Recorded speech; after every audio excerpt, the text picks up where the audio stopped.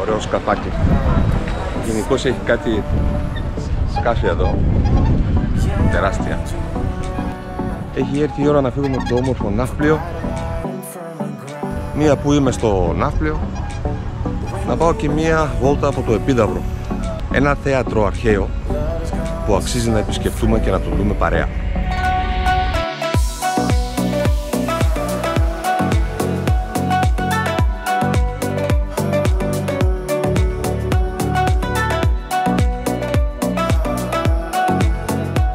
Λοιπόν, πριν πάμε Επίδαυρο, σκέφτηκα να πάμε μία βόλτα στο Θολό. Το Θολό είναι ένα παραθαλάσσιο χωριό, 10 λεπτά, 15 λεπτά περίπου από το Ναύπλιο.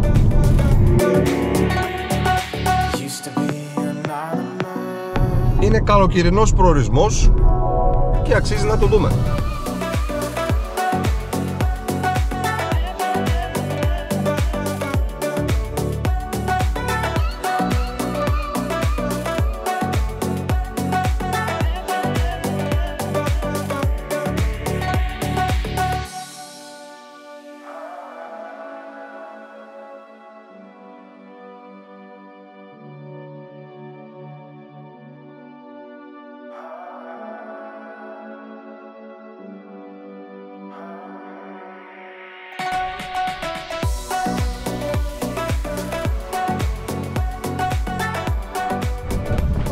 Λοιπόν, έχω φτάσει στο Θολό.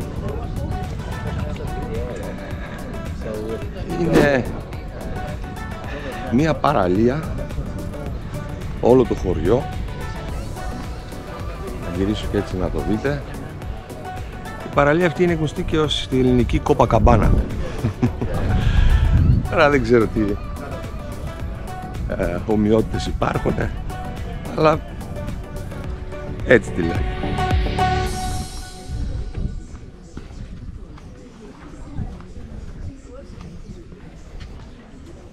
Όλη την παραλία μπροστά είναι χτισμένη.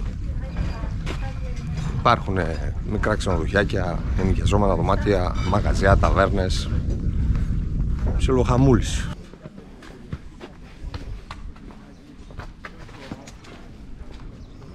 Εντάξει, η παραλία σαν παραλία δεν λέει κάτι. Έχω δει και καλύτερα, μπορώ να πω.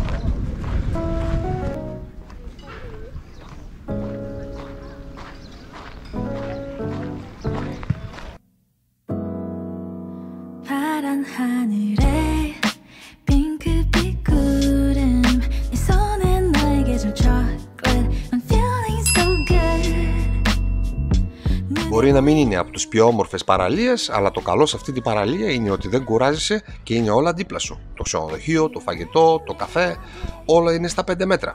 Τα νερά είναι ρηχά και ήρεμα. Αυτό την καθιστά κατάλληλη για οικογένειες με μικρά παιδιά και για ανθρώπους με λίγο πιο προχωρημένη ηλικία.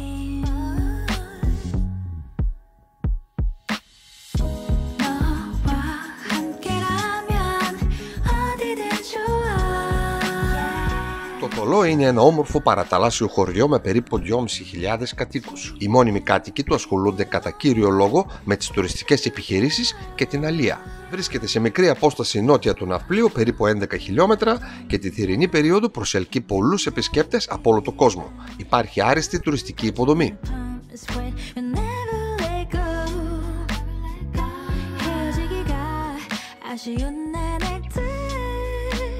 Η παραλία του Θολού ξεκινάει από την οργανωμένη παραλία Ψηλή Άμμος στα βόρεια και καταλήγει στο λιμάνι του χωριού, στο οποίο αγκυροβολούν αρκετές ψαρόβαρκες και εξυπηρετούνται εκδρομικά σκάφη για ύδρα και σπέτσες. Η εικόνα που παρουσιάζει είναι ταυτόχρονα γραφική, ρομαντική και ιντιλιακή. Χτισμένο σχεδόν πάνω στην παραλία, έχει αντίκριτο 3 πανέμορφα νησάκια: το Κορονήσι, τη Ρόμβη και τον Δασκαλιό. Λοιπόν, αυτό ήταν το Θολό. Ελπίζω να σας άρεσε. Φεύγουμε τώρα και πάμε Επίδαυρο. Πάμε!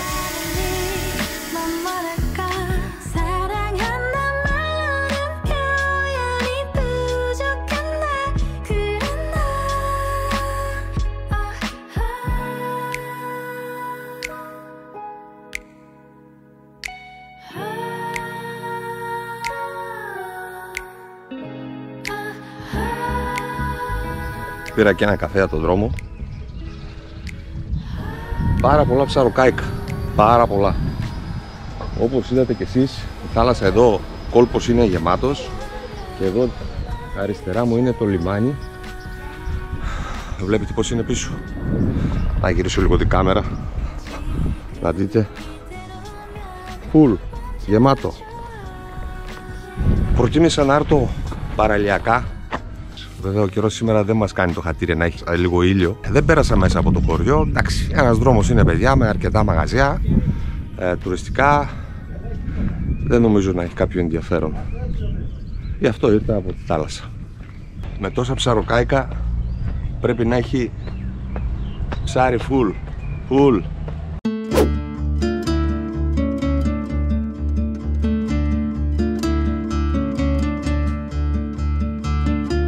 Η πόλη της Επιδαύρου δεσπόζει στην Αργολική Γη, με θέα στο Σαρονικό κόλπο. Τα όρια Αραχναίο, Κορυφαίο και Θήτιο δημιουργούν μια φυσική αγκαλιά, η οποία προστάτευε την πολιτεία από τους ανέμους, χαρίζοντας την εξαίσιο κλίμα. Άφτονα γάργαρα νερά, πανέμορφα φυσικά τοπία και ευεργετικές κλιματολογικές συνθήκες δημιουργούσαν τον ιδανικό τόπο για την ίαση του ανθρώπου με τη δύναμη των θεών. Έτσι δημιουργήθηκε το Ασκληπιό, η έδρα του Θείου Ιατρού, της αρχαιότητας και το σημαντικότερο θεραπευτικό κέντρο όλου του ελληνικού και ρωμαϊκού κόσμου. Έχω φτάσει, ο χώρος είναι πανέμορφος, όπως βλέπετε έχει και αναψυκτήριο εδώ αριστερά, πάρα πολύ οργανωμένα με πάρκινγκ. Πάμε. Παρότι υπήρξε το κύριο ιερό της μικρής παραθαλάσσιας πόλης της Επιδαύρου, η φήμη του και η αναγνώριση της σημασίας του γρήγορα ξεπέρασαν τα όρια της Αργολίδας και θεωρήθηκε ο τόπος όπου γεννήθηκε η ιατρική. Σύμφωνα με τις πηγές, πάνω από 200 ιαματικά κέντρα λειτουργούσαν σε ολόκληρη την Ανατολική Μεσόγειο ως ιδρύματά του. Διάφορα μαγαζάκια, ταβέρνες, εστιατόρια, απ' όλα. Είσοδος. Πάμε να πάρουμε ένα εισιτήριο.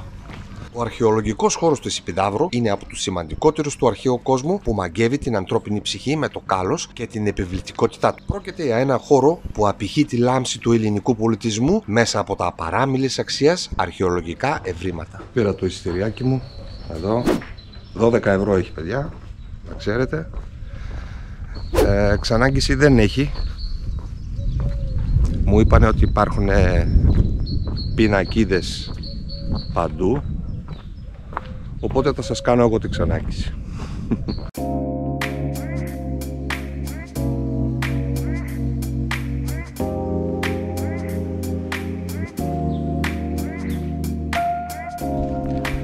Αυτό είναι το μουσείο εδώ και το θέατρο από εδώ πάνω.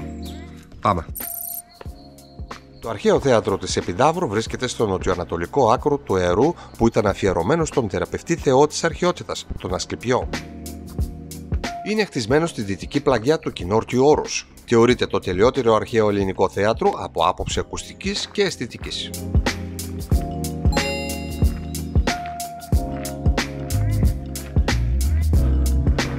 Wow! Απίστευτο!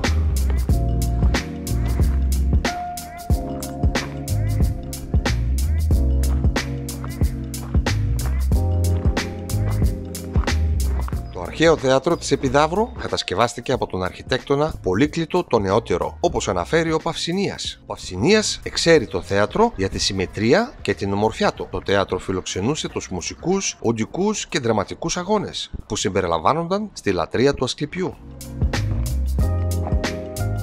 Δύο λόγια για το θέατρο. Είναι το μεγαλύτερο αρχαίο θέατρο, χωράει περίπου 12.000 άτομα μέσα. Γίνονται παραστάσεις κυρίως θερινούς μήνες. Είναι πάρα πολύ διάσημο για την έξοχη ακουστική του. Θα σας πω λεπτομέρειες λίγο αργότερα για αυτό. Πάμε να το δούμε από κοντά όμως.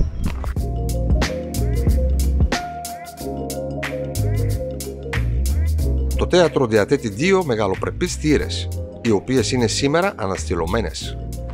Αριστερά και δεξιά. Από εδώ μπαίνεις.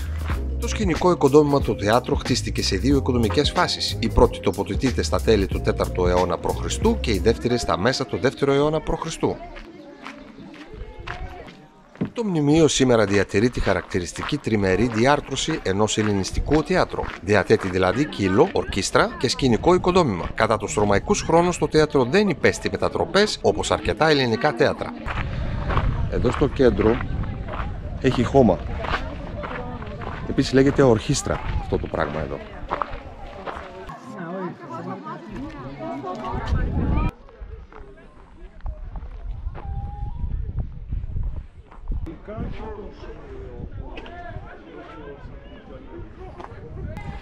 Η πρώτη θέση είναι για τους επίσημους. Όπως είδατε, τα κατίσματα είναι προεδρικού τύπου. Πάρα πολύ ωραία.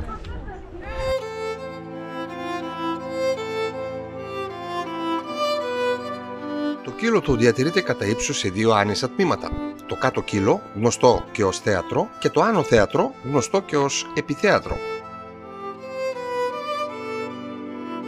Το προσκήνιο είχε στην πρόσωψή του και ioνοστοιχεία. Εκατέρωθεν, το προσκήνιο προεξήχανε ελαφρά τα δύο παρασκήνια. Ανατολικά και δυτικά των δύο παρασκήνιων υπήρχαν δύο μικρά αρτογόνια δωμάτια για τις ανάγκες των παραστάσεων. Δύο κεκλειμμένα επίπεδα οδηγούσαν στη στέγη του προσκήνιο, στο λογείο, όπου αργότερα έπαιζαν οι ηθοποιοί. Το κάτω τμήμα του κύλου διατηρείται σε 12 σφινοειδή τμήματα, τις κερκίδες, ενώ το άνω τμήμα σε 22. Είμαι περίπου στη μέση. Η αίσθηση είναι πάρα πολύ περίεργη. Είναι κάποια πράγματα που δεν μπορείς να τα συνειδητοποιήσεις. Εάν δεν έρθεις στο σημείο αυτό, δεν μπορείς να το καταλάβεις. Δεν μπορώ πώς αλλιώς να σας το μεταφέρω.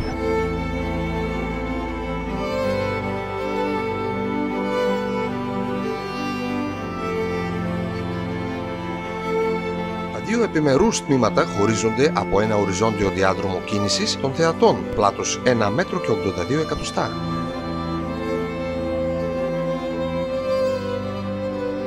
Το κέντρο του θεάτρου αποτελεί η κυκλική ορχήστρα, διάμετρο 20 μέτρων. Στο κέντρο της βρίσκεται η κυκλική λίθινη πλάκα, η βάση του βουμού ή η θυμέλη. Την ορχήστρα περιβάλλει ειδικός υπόγειος αποχητευτικός αγωγός, ο Εύρυπος, πλάτος 2 μέτρα, τον οποίο κάλυπτε λίτινος κυκλικός διάδρομος. Απέναντι από το κύλο και πίσω από την ορχήστρα αναπτύσσεται το σκηνικό οικοδόμημα του θεάτρου.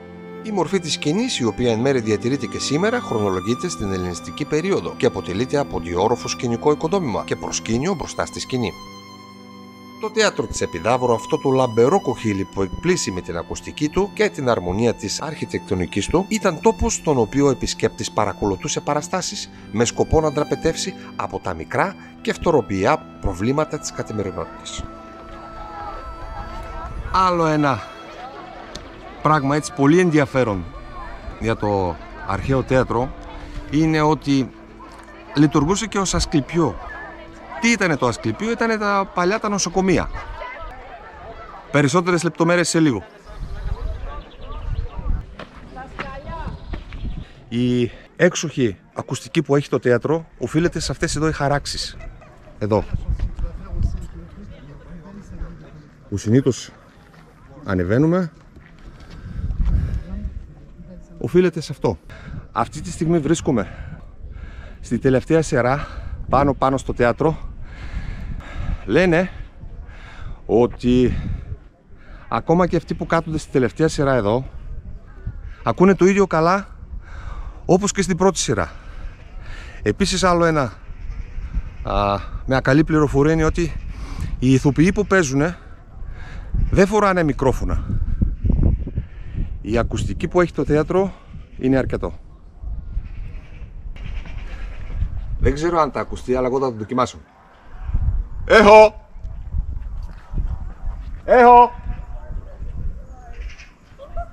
Ναι! Ακούστηκε. Απίστευτο. Έχω! Είναι και πολιτικό, Μ' αρέσει. Ναι!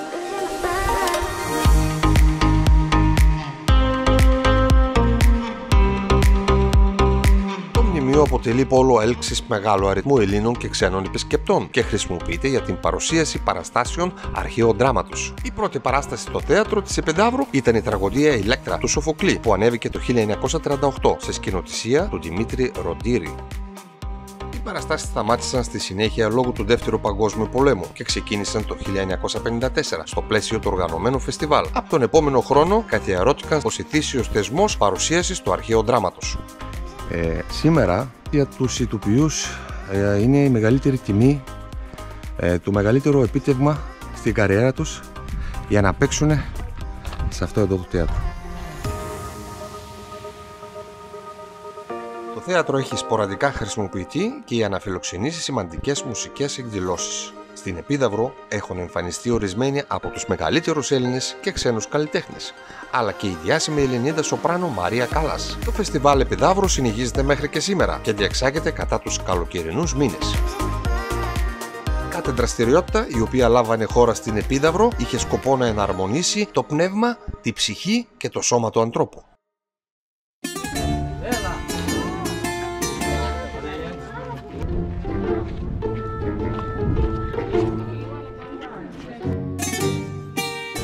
Το θέατρο είναι εντυπωσιακό.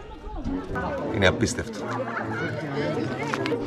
Λοιπόν, είμαι μπροστά στο χάρτη του αρχαιολογικού χώρου. Είναι αρκετά μεγάλο, οπότε για να σας δείξω που είμαστε αυτή τη στιγμή, εδώ είμαστε. Και όλο αυτό το πράγμα εδώ από κάτω είναι το ασκληπιό της Επιδαύρου. Με μουσεία, με αρχαία, με πάρα πολλά πράγματα, πάρα πολλά.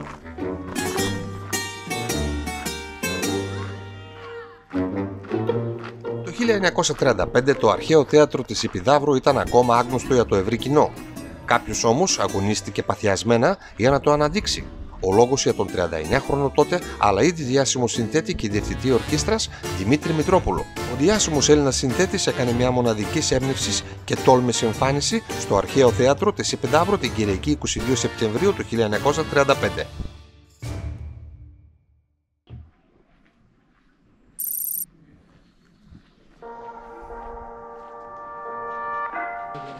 Είμαι μπροστά από το μουσείο και λέω να πάω μέσα, να το δω. Πάμε.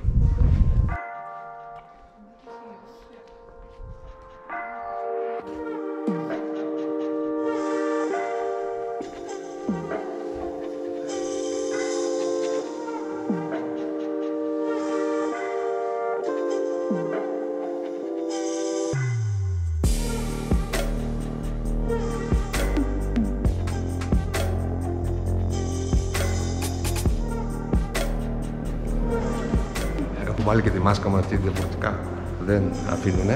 Έχω μπει στην κυρίως αίθουσα. Θα σας δώσω μόνο μια πληροφορία. Ό,τι βλέπετε λευκό χρώμα είναι αντιγραφή. Ό,τι είναι με καφετί χρώμα είναι αυθεντικό, είναι γνήσιο.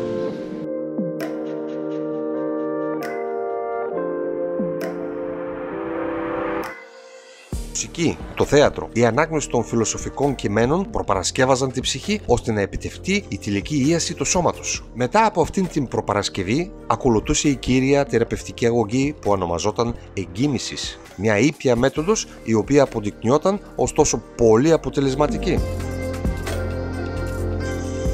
Κατά τη διάρκεια του ύπνου, ο άνθρωπος άφηνε τον εαυτό του να ονειρευτεί το Θεό, ο οποίος τον επισκεπτόταν στο άντιτο, προσφέροντας του τη θεραπεία. Οι μύστες, οι ιατροί δηλαδή του Ασκληπιού, καθοδηγούσαν την ονειρική εμπειρία με κατάλληλες υποβολές, ώστε να υπάρξει το άριστο αποτέλεσμα για τον ασθενή.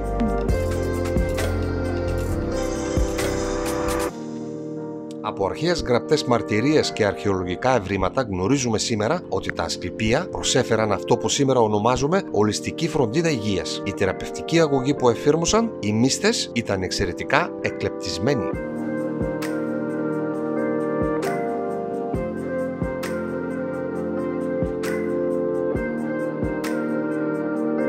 Στην άλλη αίθουσα είχε γκρουπ. Να πω και εγώ με το γκρουπ. Τουρίστες δεν είμαι κι εγώ. Να δούμε και αυτή τη μεριά εδώ.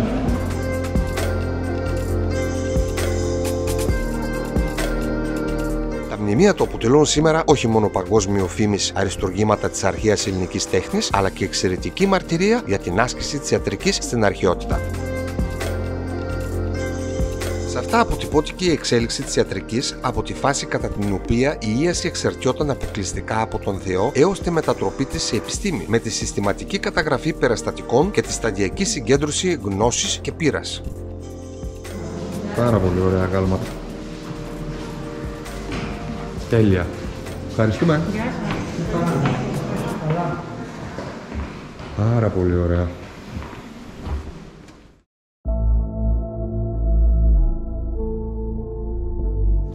Πολύ καλό το μουσείο.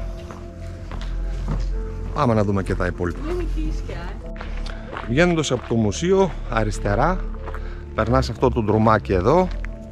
Είναι περίπου 100-150 μέτρα και πας στο αρχαιολογικό χώρο. Πάμε τώρα να δούμε τι έχει εκεί. Αιώνες παρατήρησης της φύσης του ανθρώπου και της αλληλεξάρτησης της ψυχικής αρμονίας με τη σωματική υγεία δημιουργούσαν ένα σύνθετο ιατρικό πλαίσιο, εξαιρετικά αποτελεσματικό.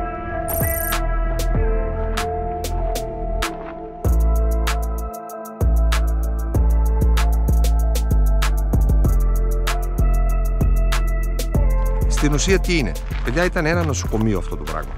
Λοιπόν, υπήρχαν μάλλον πράγματα. Τα βασικά κτίρια του Ασκληπίου είναι το ναό του Ασκληπιού, το άβατο, το χώρο δηλαδή στον οποίο γινόταν η θεραπεία του ασθενή μέσα από την εμφάνιση του Ασκληπιού στο όνειρό του. Τη θολό με την αριγματική λειτουργία της, το στάδιο, το εστιατόριο, το καταγόγιο, δηλαδή ένα αρχαίο ξενοδοχείο και τα ρωμαϊκά λουτρά.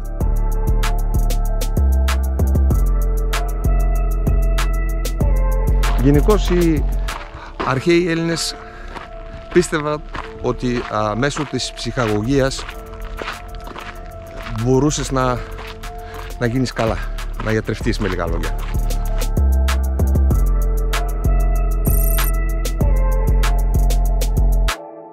Λοιπόν, είμαι μπροστά από το στάδιο της Επιδαύρου. Εδώ γινόντουσαν αγώνες με διάφορους αθλητές, στίβο και τα λοιπά.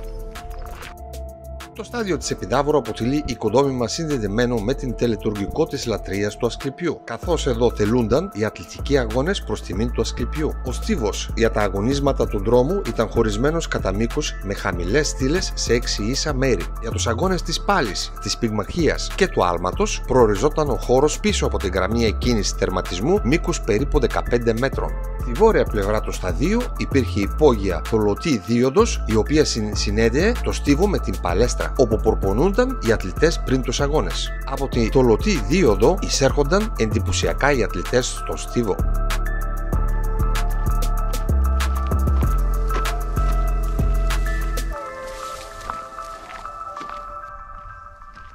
Με την πάροδο του χρόνου, η συσσωρευμένη εμπειρία των ιερέων με τη συνέργεια της ακαταμάχητης φύσης της αργολικής γης οδήγησε σε μεγάλα ιατρικά επιτεύγματα. Αυτό είχε ως αποτέλεσμα να σειραίει πλήθος ανθρώπων όχι μόνο από την ελληνική επικράτεια, αλλά και από μακρινά μέρη, με σκοπό την ανάκτηση της περιπότητης υγείας.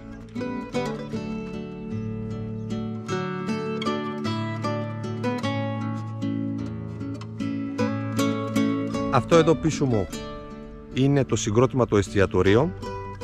Εδώ παίρνανε τα γεύματά τους οι ασθενείς. Όπως βλέπετε υπάρχει και προπήλιο. Πάρα πολύ ενδιαφέρον. Η σύγχρονη έρευνα ωστόσο απέδειξε πως πρόκειται για ένα εστιατόριο προοριζόμενο για τα τελετουργικά γεύματα, στα οποία σύμφωνα με τη λατρεία ελάμβανε μέρος και ο Θεός, προσφέροντας δύναμη και υγεία στους πιστούς. Το καταγόγιο είναι το μεγαλύτερο οικοδόμημα του Ασκληπίου. Πρόκειται για ένα κτίριο με χρηστικό ρόλο, το οποίο λειτουργούσε ως μεγάλος ξενώνας. Το κτίριο του καταγωγείου ήταν ένα μεγάλο τετράγωνο οικοδόμημα περίπου 76 μέτρα, ταντιόροφου με συνολικά περίπου 160 δωμάτια. Το οικοδόμημα του καταγόγειου παρήχε στέγη στους πολυάριθμους επισκέπτες, ασθενείς, συνοδούς και προσκυνητές.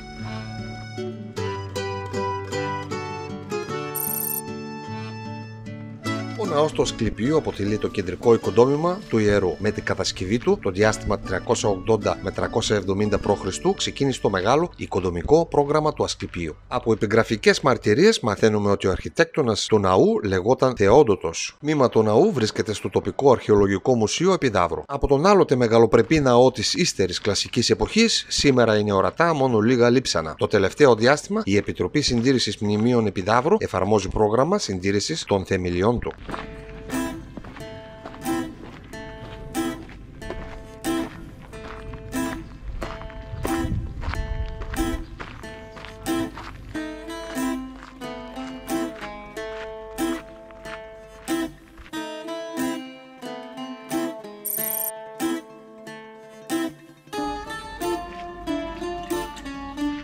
Η θολός του Ασκληπίου της Επιδαύρου ή Θημέλη, σύμφωνα με τη σχετική οικοδομική επιγραφή, οικοδομήθηκε μεταξύ των ετών 365 και 335 π.Χ. Ο Παυσανίας Περιηγητής το 2ο αιώνα μετά Χριστού αναφέρει ότι ο αρχιτέκτονας του θολού ήταν ο Πολύκλητος από το Άργος. Η θολός της Επιδαύρου έχει έως σήμερα τη φήμη του τελειότερου κυκλικού οικοδομήματος της αρχαίας ελληνικής αρχιτεκτονικής.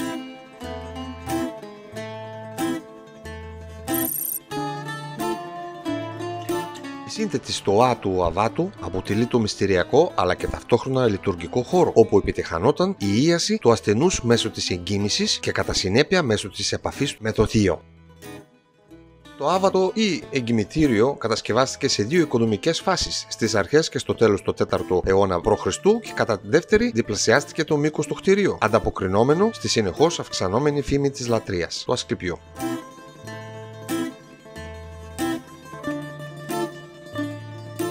Η Επίδαυρος, με την γαλήνια φύση της, την υπερροή του αρχαίγονου τόπου και τη μυστηριακή της ιστορία, μας καλεί να εξερευνήσουμε τις δυνάμεις της γης και του εαυτού μας.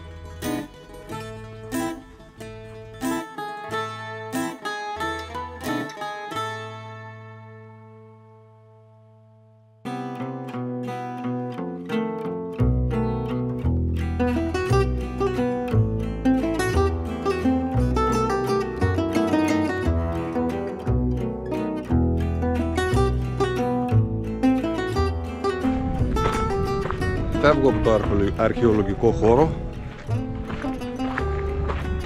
Ελπίζω να σας άρεσε αυτό που είδατε. Ελπίζω να μάθαμε δύο πράγματα και εγώ μαζί σας. Επίσης είναι ένας αρχαιολογικός χώρος εδώ στην Ελλάδα που για μένα είναι στο top 3. Πρέπει να μπει στη λίστα σας οπωσδήποτε και να έρθετε να δείτε αυτά τα υπέροχα πράγματα. Για μένα είναι πάρα πολύ ιδιαίτερος αυτός ο χώρος. Γιατί το θέατρο χρησιμοποιείται ακόμα και σήμερα. Εάν δεν έχεις πάει σε αυτά τα μέρη, είναι σαν να μην έχεις δει τίποτα από την αρχαία Ελλάδα. Κατά την άποψή μου, έτσι. Εμείς πήγαμε. Εάν σας άρεσε το επεισόδιο, κάντε ένα like. Εάν σας άρεσε πάρα πολύ, κάντε ένα subscribe. Τα λέμε την επόμενη φορά. Bye!